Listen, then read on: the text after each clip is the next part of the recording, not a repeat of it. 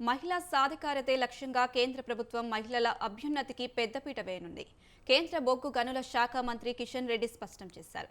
JCI Secunderabad సంస్థ ఆధ్వర్యంలో Kishan Reddy, Monda market corporator కొంతం దీపిక మహిళలకు ఉచితంగా 100 కుట్టు మిషన్ల యంత్రాలను పంపిణీ చేశారు.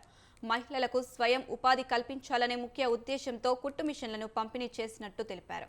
పేద మధ్యతరగతి కుటుంబాలకు చెందిన మహిళల ఉపాధి అవకాశాలను పెంచాలనే దృక్పథంతో ఇలాంటి కార్యక్రమాలు చేయడం అభినందనీయమని అన్నారు.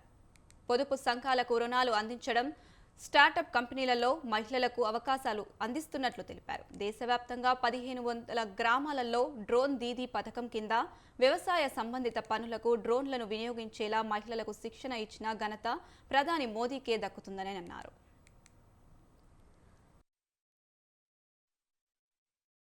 గ్రామంలో కూడా మహిళలను గుర్తించి వాళ్ళకు డ్రోన్ పైలట్ ట్రైనింగ్ ఇచ్చి దేశంలో ఉన్నటువంటి అన్ని గ్రామాలలో కూడా ఈరోజు డ్రోన్ దీదీ పేరు మీద నరేంద్ర మోడీ గారు శిక్షణ ఇస్తున్న విషయం మనకు తెలుసు. ఇప్పటికే 15,000 గ్రామాల్లో పైలట్ ప్రాజెక్ట్ కింద 15,000 డ్రోన్లు వాళ్ళకు శిక్షణ ఇచ్చి డ్రోన్లు ఇవ్వడం జరిగింది. ఈ రకంగా అన్ని బ్యాంకులకు కూడా ఆదేశించడం జరిగింది.